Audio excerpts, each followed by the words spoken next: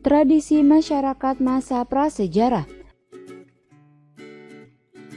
Kata tradisi berasal dari bahasa Latin yaitu traditio yang berarti kabar atau penerusan.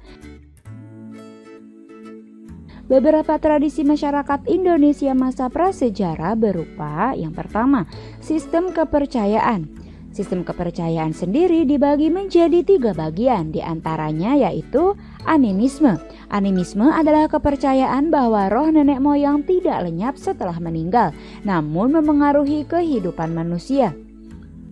Dinamisme. Dinamisme adalah kepercayaan yang menganggap bahwa setiap benda memiliki kekuatan gaib. Tetomisme. Tetomisme adalah kepercayaan makhluk hidup selain manusia, hewan atau tumbuhan yang dianggap memiliki kekuatan. Yang kedua, sistem kemasyarakatan atau sosial. Masa bercocok tanam. Tinggal menetap atau sedenter, membentuk kelompok kesukuan, kepemimpinan dipilih berdasarkan prinsip primus inter pares, dan kesadaran untuk saling bekerja sama dan gotong royong.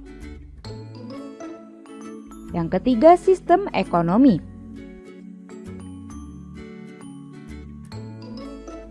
Masa Paleolitikum dan Mesolitikum yaitu berburu dan mengumpulkan makanan. Masa Neolitikum yaitu bercocok tanam dan beternak, lalu mengenal sistem pengairan atau irigasi, mengenal sistem perdagangan yaitu perahu bercadik, dan mengenal sistem barter dengan suku lain.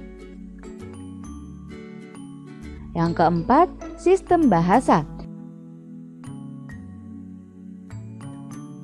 Sistem bahasa adalah sistem komunikasi yang digunakan manusia prasejarah pada awalnya masih menggunakan bentuk bunyi mulut dan gerakan badan atau bahasa isyarat.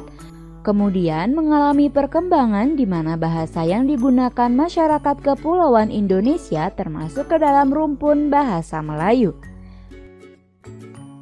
Yang kelima, sistem pengetahuan yaitu masyarakat juga sudah mengenal ilmu astronomi atau ilmu perbintangan sebagai petunjuk arah pelayaran serta sebagai petunjuk waktu dalam bidang pertanian. Pelayaran yang dilakukan masyarakat prasejarah dilakukan dengan menggunakan perahu bercadik. Yang keenam, sistem teknologi, yaitu mengenal cara pengolahan logam yang dibawa bersama bangsa Proto-Melayu dan Deutero-Melayu yang masuk ke Nusantara.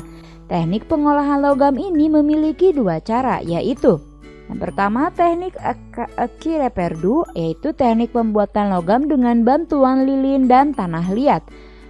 Pertama, bentuk benda yang ingin dibuat menggunakan lilin. Kemudian lilin yang sudah dibentuk tadi dibalut dengan tanah liat dan diberi lubang bagian atasnya.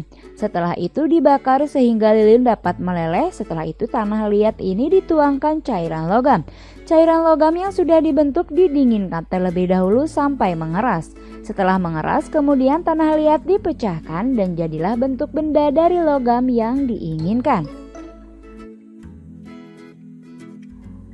Teknik yang kedua yaitu teknik bivalve. Teknik yang disebut juga dengan teknik setangkap yang digunakan untuk membuat benda-benda besar. Cetakan dibuat dari batu atau kayu. Cetakan ini ditangkupkan dan dibuka setelah cairan logam dingin. Yang ketujuh, sistem kesenian.